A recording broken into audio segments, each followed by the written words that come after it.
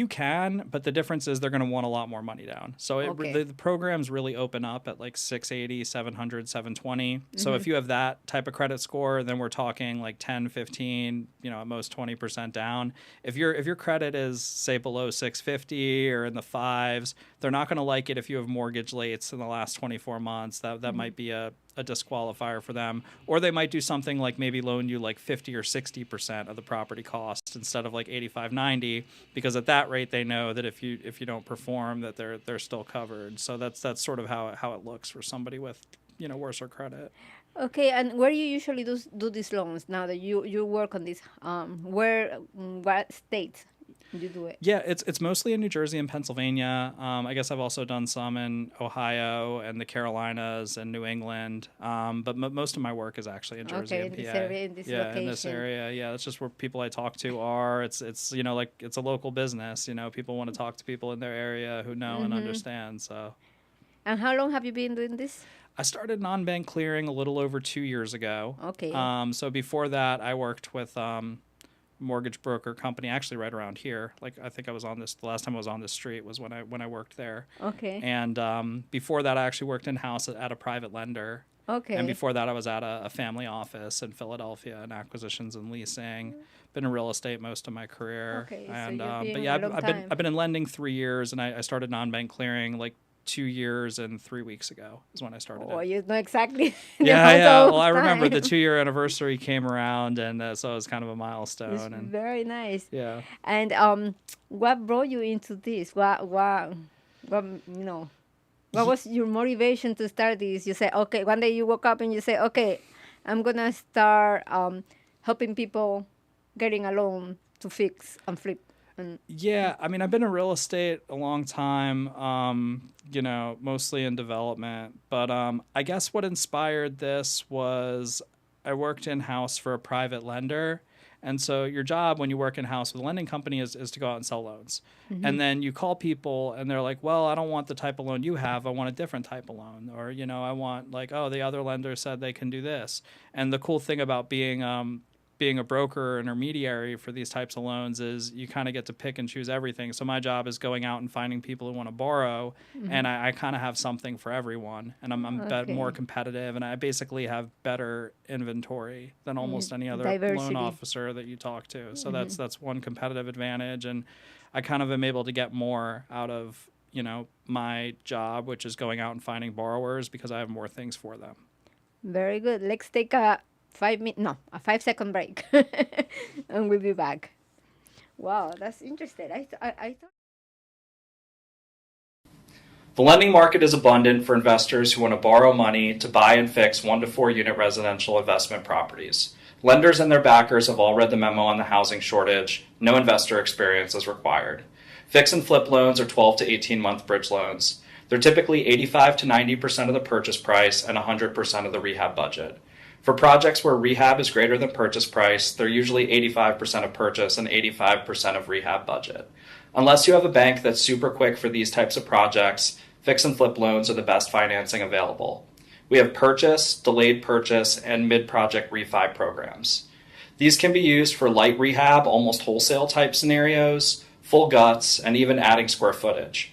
We're very familiar with the fix and flip loan. We can underwrite these deals internally and put together a package that's competitive on pricing, structure, process, and service. We hope to earn your business on fix and flip loans. Thanks for listening. Okay, we're here back with Rick.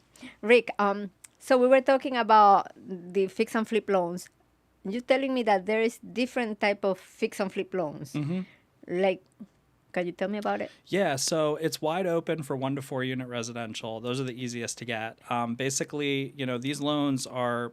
There are some lenders who hold the loans on their books, but most of them sell them to insurance companies and bigger lenders, and there's a whole market for them. So like that's why you can get a few different quotes for like a 1 to 4 family fix and flip loan, and they'll probably look pretty similar, is because they're probably being sold at the same place.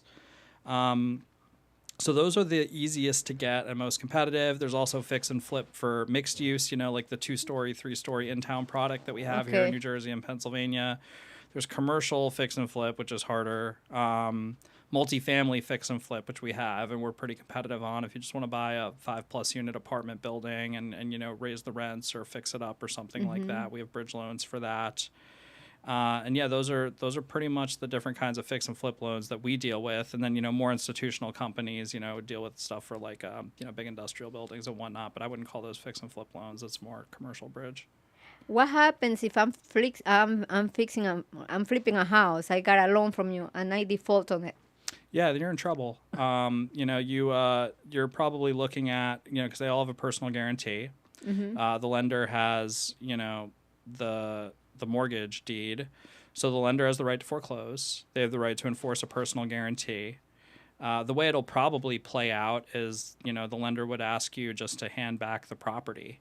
And just make it easy, and you sign a deed in lieu of foreclosure, and that's it.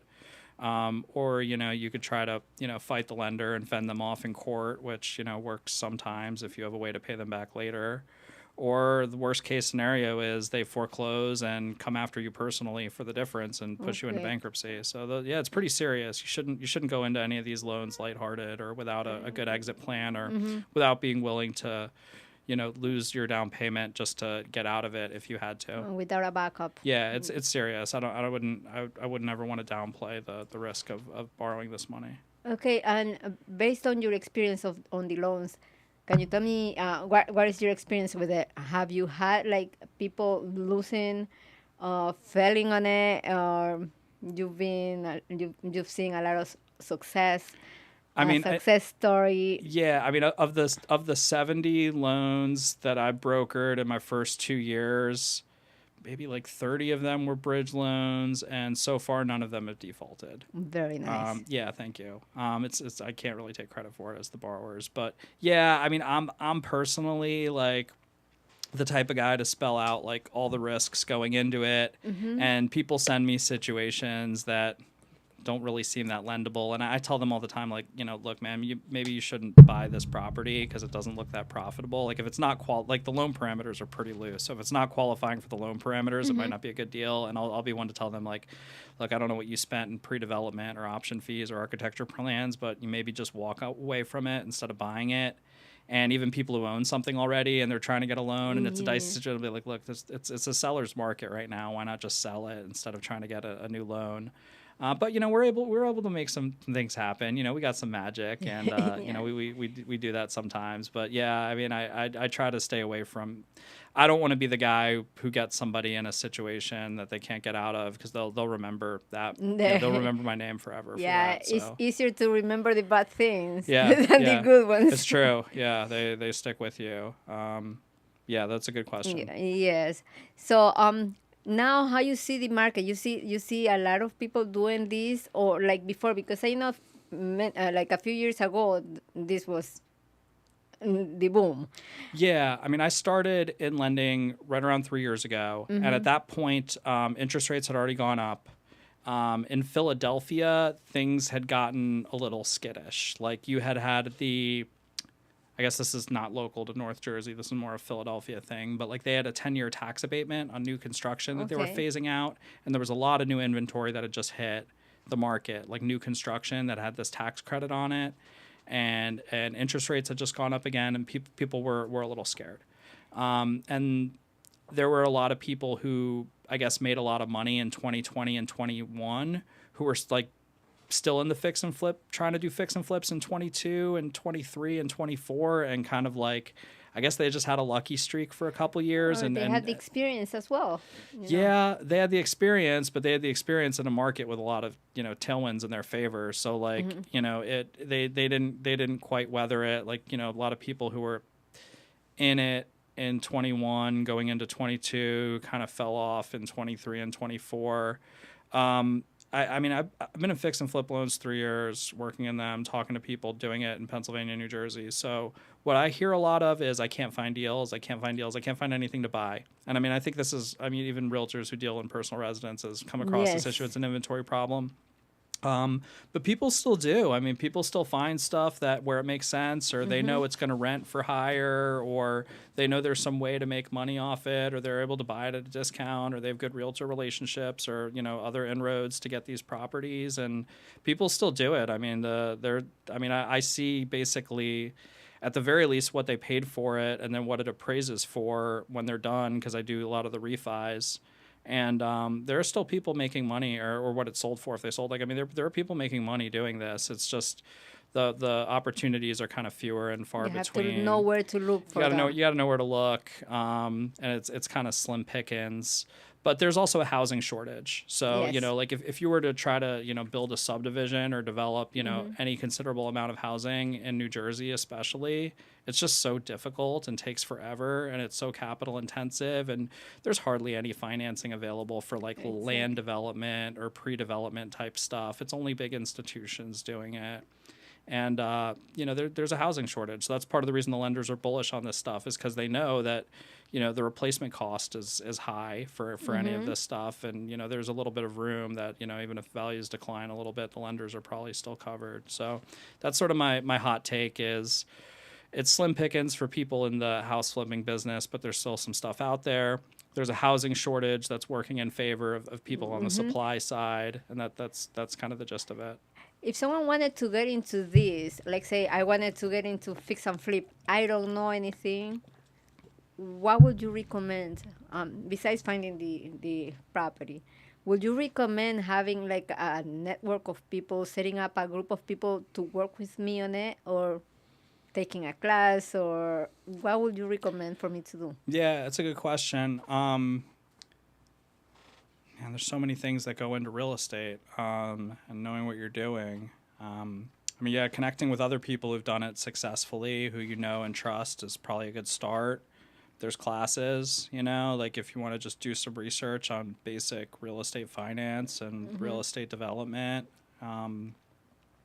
Construction background helps. If you have a contractor who, isn't going to that is going to be honest with you and give you fair pricing, and that's a really good start too. And then just looking at the basic market fundamentals. How much is the property going to cost? It's not very complicated math. It's like how much is the property going to cost to buy? How much is it going to cost to fix? What are the sales costs? The realtor fees on the way out. What are the financing costs, the interest and property tax, and then the real estate cost, the property tax and whatnot. And is there any room there to make money? And then are your expectations for sale value kind of pie in the sky wishes, or are they based on what the property down the street has sold for and what's available on the market right now? You have to. That's why you need the comparables as well, Yeah. because you're not gonna just think you're gonna sell it for triple the price when the house next door sold for half. So that's why I'm asking, what do you need? How do you need to prepare yourself if you want to get into this? Because I see a lot of young people talking about it, wanting to get into this, calling me, sometimes asking me, I want to do this, but I feel that they're not ready because they don't even know how to start, where to start, and how really the market is. Yeah. So that's why I'm asking, what would be the best way for, let's say a person like a 25-year-old wanting to get into these investments, real estate investment. What would be a good idea for this person to start? Yeah, I guess, finding someone who's done it already, or joining a group with people who've actually done it, not just people trying to sell you stuff, is probably a good start. Doing some actual research, like from reputable sources.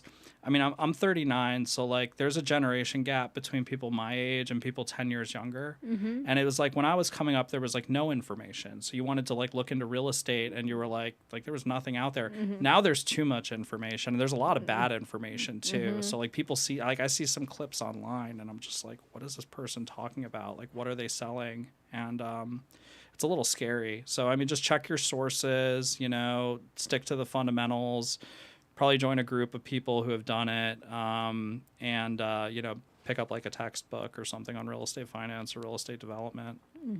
Do you offer any type of seminars on this? Do you offer any type of assistance or class?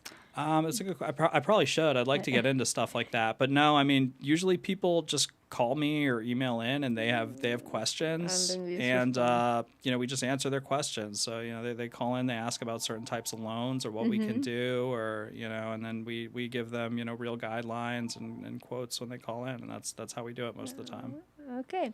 I want you to give your number and your name. Well, it's already on the screen, but I want you to give your name, your contact information for people to start following you and maybe contacting you in case they're interested in getting into this. Yeah, Myra, thanks again for having me. It's a real pleasure. So my name's Rick Bagel. My company's Non-Bank Clearing. You can catch me on the phone, 609-468-9324. My website, nonbankclearing.com, or you can follow us on Instagram, nonbankclearing without a space. Very good. Okay, we're gonna go for another minute and we'll be right back.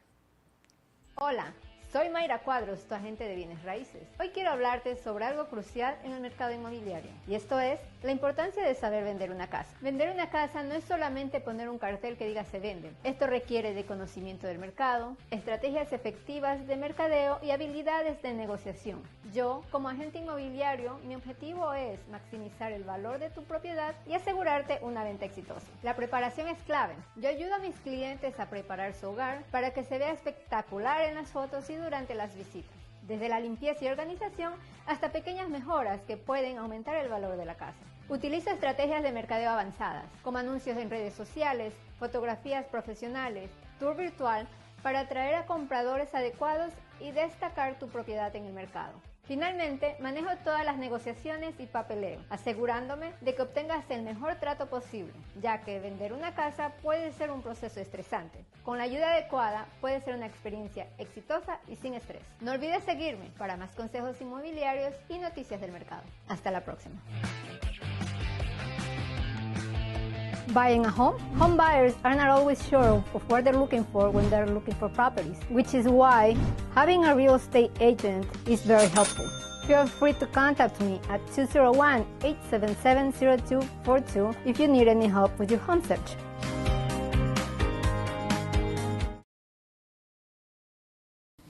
The lending market is abundant for investors who want to borrow money to buy and fix 1 to 4 unit residential investment properties. Lenders and their backers have all read the memo on the housing shortage. No investor experience is required.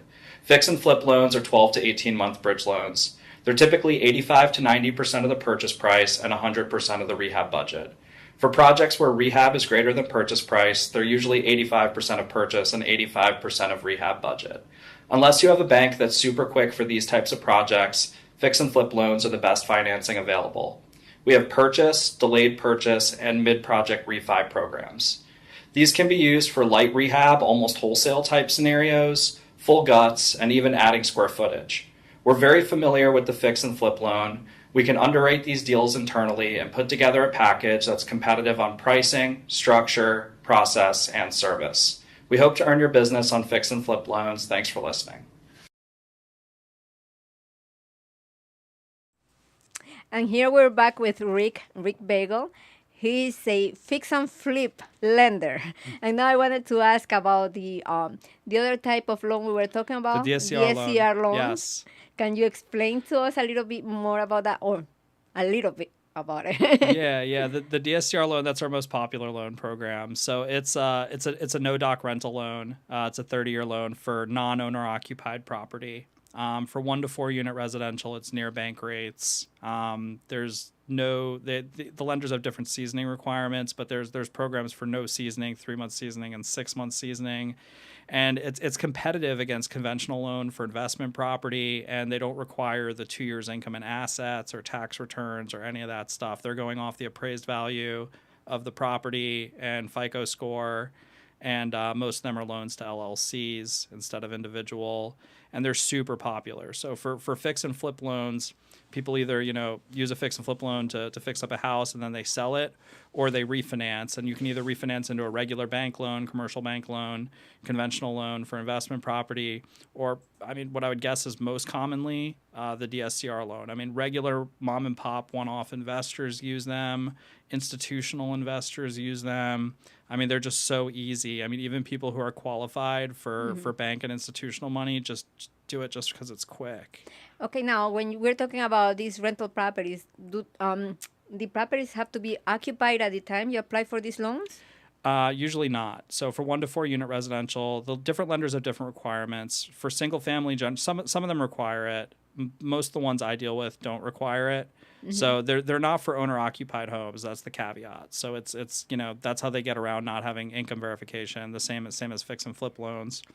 So they don't have the same ability to repay requirement because the idea is it's a commercial loan. If you borrow more than you're supposed to and can't float the payments, it's like they're not going to have to kick you out of your house or do anything dramatic. It's just business. So it's really, really easy and really powerful. It's our most popular program. And this week with rates being down a little bit, really the last couple of weeks, we've been really busy on them. Like I booked one right before I came here. Yes, you mentioned something. And now, what is the FICO required for this? The rates get better, like near bank rates at 720 plus. And then, they're okay at 700 and 760, or sorry, 700 and 680. We have one lender that's okay at 660. Below 660, the rates are a little higher. Like the rates are like closer to bridge rates, like it's not like I can't say it's near bank rates or anything. It would be like, because you'd probably get it because like you weren't qualified for a bank loan. It's not like a 720 plus FICO scenario where you might be qualified for a full doc bank loan and you just do a DSCR loan because it's easy. And you said this is for like business. Like say you have a LLC. Yeah. That's when you qualify for that.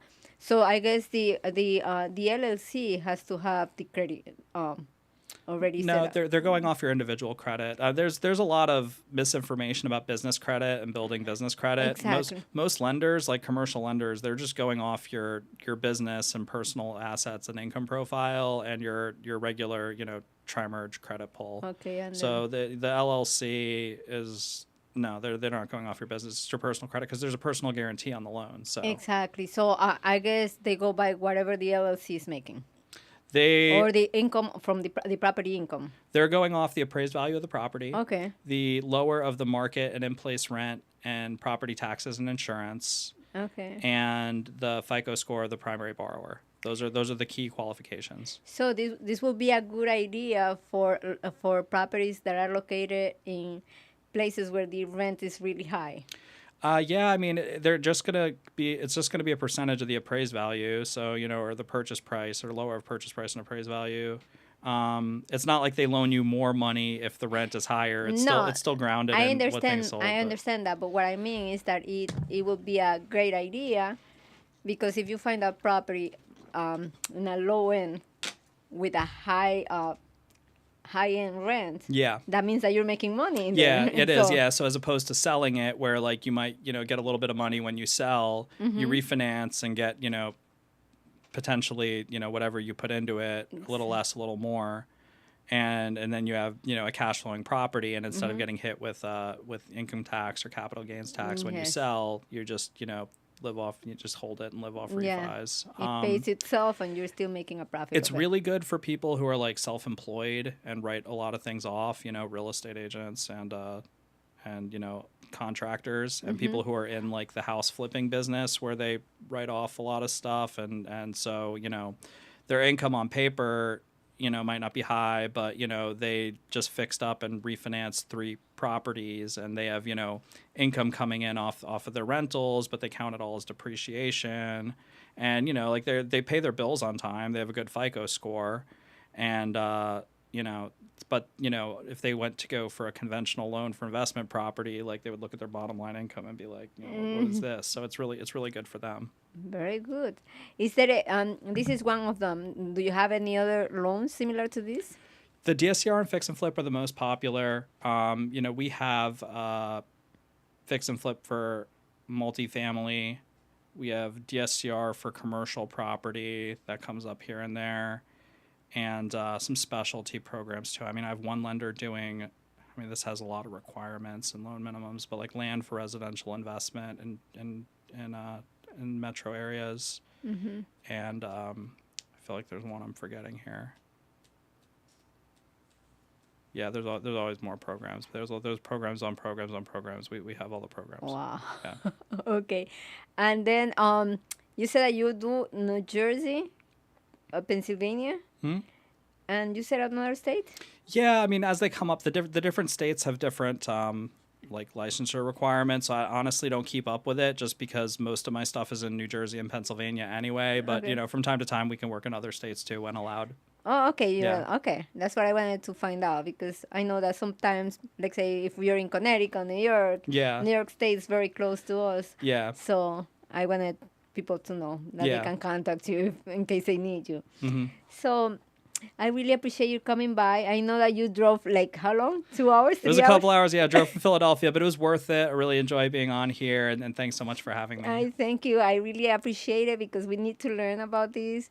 For me, it's a learning experience, and it's nice to have you here at Maca Studios.